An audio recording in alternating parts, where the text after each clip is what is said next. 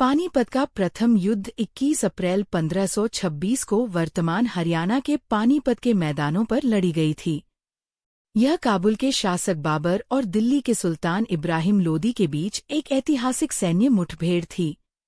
इस लड़ाई को अक्सर पानीपत की पहली लड़ाई, पानीपत युद्ध 1 या पानीपत की लड़ाई के रूप में जाना जाता है। इसने दिल्ली सल्तनत को खत्म करने और भारत में मुगल प्रभुत्व स्थापित करने में एक प्रमुख भूमिका निभाई। स्थान: युद्ध का मैदान पानीपत के समतल मैदानों पर स्थित था, जो पानीपत से दिल्ली तक जाने वाले महत्वपूर्ण उत्तर दक्षिण मार्ग पर स्थित है। यह क्षेत्र अपने भौगोलिक और सामरिक महत्व के कारण कई ऐतिहासिक टकरावों का स्थल रहा है। खुली भूमि ने बाबर की घुड़सवार सेना और तोपखाने आधारित युद्ध के लिए अनुकूल परिस्थितियां प्रदान की। विरोधी ताकतें: पानीपत की पहली लड़ाई 2 असमान ताकतों के बीच लड़ी गई थी, जो संख्या के मामले में तो बराबर थी, लेकिन कौशल के मामले में नहीं। 12,000 से 15,000 सैनिकों वाली सेना के साथ बाबर ने इब्राहिम लोदी का सामना किया, जिसके पास 1 लाख से ज्यादा सैनिक और 1,000 से ज्यादा युद्ध हाथी थे। संख्यात्मक रूप से कमजोर होने के बावजूद बाबर की सेना बेहतर तरीके से संगठित, अच्छी तरह से प्रशिक्षित और भारतीय तोपखाने और आधुनिक युद्ध रणनीतियों से लैस थी। 1526 में इब्राहिम लोदी की मृत्यु, मध्ययुगीन युद्ध में तोपखाने की भूमिका, प्रारंभिक मुगल विजय की समय रेखा। पानीपत का प्रथम युद्ध भारत में लड़ी गई सबसे महत्वपूर्ण लड़ाइयों में से एक थी। यह 21 अप्रैल 1526 को बाबर और इब्राहिम लोदी की सेनाओं के बीच हुई थी। इस लड़ाई ने सिर्फ ये तय नहीं किया कि दिल्ली पर कौन राज करेगा, इसने पूरे भारतीय उपमहाद्वीप का भविष्य बदल दिया। बाबर की जीत से मुगल साम्राज्य का उदय हुआ, जिसने 300 से ज्यादा सालों तक भारत पर राज किया। यह युद्ध आधुनिक हरियाणा में स्थित शहर पानीपत में हुआ था। इसे भारत में बारूद युद्ध की शुरुआत करने के लिए याद किया जाता है। इस युद्ध ने दिखाया कि कैसे आधुनिक रणनीति और हथियार बड़ी पारंपरिक सेनाओं को हरा सकते हैं। पानीपत के प्रथम युद्ध का इतिहास की किताबों और परीक्षा गाइडों में विस्तार से अध्ययन किया जाता है, खासकर पानीपत की पहली लड़ाई के तहत यूपीएससी विषयों के तहत। स्थान और सेटिंग: युद्ध का मैदान पानीपत के समतल मैदानों पर स्थित था, जो पानीपत से दिल्ली तक जाने वाले महत्वपूर्ण उत्तर दक्षिण मार्ग पर स्थित है। यह क्षेत्र अपने भौगोलिक और सामरिक महत्व के कारण कई ऐतिहासिक टकरावों का स्थल रहा है। खुली भूमि ने बाबर की घुड़सवार सेना और तोपखाने आधारित युद्ध के लिए अनुकूल परिस्थितियां प्रदान की।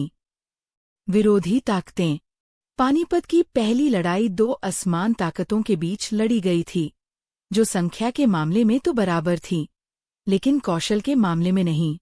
12,000 से 15,000 सैनिकों वाली सेना के साथ बाबर ने इब्राहिम लोदी का सामना किया, जिसके पास 1 लाख से ज्यादा सैनिक और 1,000 से ज्यादा युद्ध हाथी थे। संख्यात्मक रूप से कमजोर होने के बावजूद बाबर की सेना बेहतर तरीके से संगठित, अच्छी तरह से प्रशिक्षित और भारतीय तोपखाने और आधुनिक युद्ध रणनीतियों से लैस थी। बाबर की सेना: 12,000 से 15,000 सैनिक घुड़सवार सेना और 20 से 24 फील्ड तोपों के साथ। इब्राहिम लोदी की सेना: 1 लाख से अधिक सैनिक और लगभग 1,000 युद्ध हाथी। बाबर द्वारा प्रयुक्त प्रमुख रणनीतियां: तुलुगमा, फ्लैंकिंग रणनीति, अरबा प्रणाली, रक्षात्मक गाड़ियां, भारतीय तोपखाना। हथियार: बारूद से बने आग्नेयास्त्र, तोपें, माचिस। परिणाम: बाबर की निर्णायक जीत। इब्राहिम लोदी की मृत्यु: युद्ध के दौरान मारा गया। परिणाम: लोदी वंश और दिल्ली सल्तनत का अंत। स्थापना: भारत में मुगल साम्राज्य की स्थापना। ऐतिहासिक महत्व: भारत में बारूद युद्ध की शुरुआत की, सैन्य रणनीति में बदलाव किया, मुगल शासन की शुरुआत की। परंपरा: बाबर भारत में पहला मुगल शासक बना, मुगल राज की नींव। पानीपत की पहली लड़ाई की पृष्ठभूमि: पानीपत के प्रथम युद्ध, पानीपत का प्रथम युद्ध की पृष्ठभूमि में लोदी वंश का पतन और काबुल से बाबर का उदय, राजनीतिक अस्थिरता, कुलीन विद्रोह और रणनीतिक आक्रमणों का उल्लेख है, जिसके कारण 1526 में ऐतिहासिक टकराव हुआ।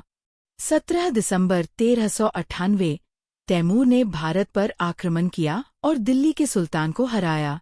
इस आक्रमण ने दिल्ली सल्तनत को कमजोर कर दिया और उसके वंशज बाबर को पानीपत की पहली लड़ाई से पहले तैमूर साम्राज्य वंश के माध्यम से वैधता का दावा करने के लिए प्रेरित किया। 19 अप्रैल 1451 बहलुल लोदी ने अंतिम सैयद शासक को उखाड़ फेंकने के बाद लोदी वंश की स्थापना की। इस अफगान राजवंश ने 1526 में बाबर की मुगल सेना के खिलाफ पानीपत की पहली लड़ाई के दौरान अपने पतन तक दिल्ली पर शासन किया। 1489 सिकंदर लोदी बहलोल लोदी के उत्तराधिकारी बने और राजधानी को दिल्ली से आगरा स्थानांतरित कर दिया। उन्होंने लोदी शासन का विस्तार किया, लेकिन साथ ही केंद्रीकृत निरंकुशता के बीज भी बोए, जिसने बाद में उनके बेटे इब्राहिम के शासनकाल में अशांति पैदा की। 22 नवंबर 1517 इब्राहिम लोदी दिल्ली का सुल्तान बना। उसका शासन कठोर था और उसने प्रमुख अफगान सरदारों और क्षेत्रीय राज्यपालों का समर्थन खो दिया, जिसके कारण बाबर को दिल्ली पर हमला करने के लिए आमंत्रित किया गया।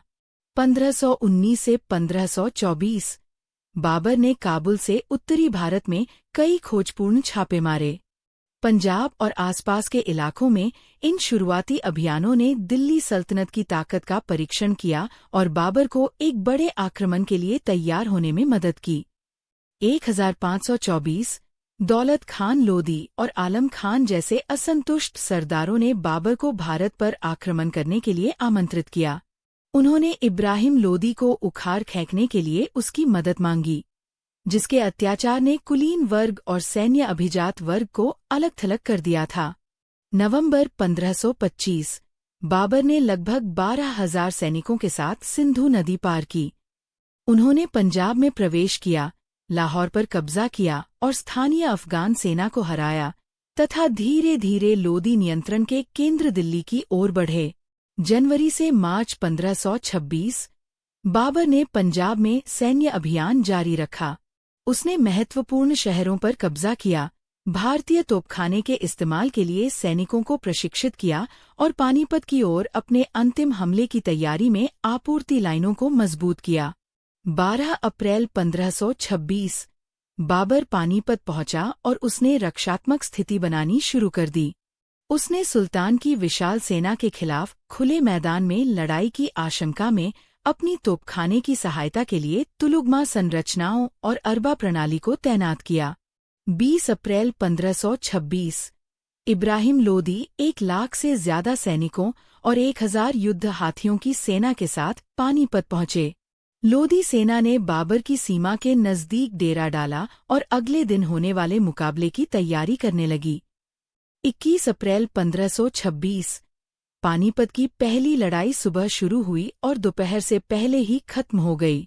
बाबर की छोटी लेकिन सुव्यवस्थित सेना ने इब्राहिम लोदी को हराया, जो युद्ध में मारा गया। इसने दिल्ली सल्तनत के अंत और मुगल शासन की शुरुआत को चिन्हित किया।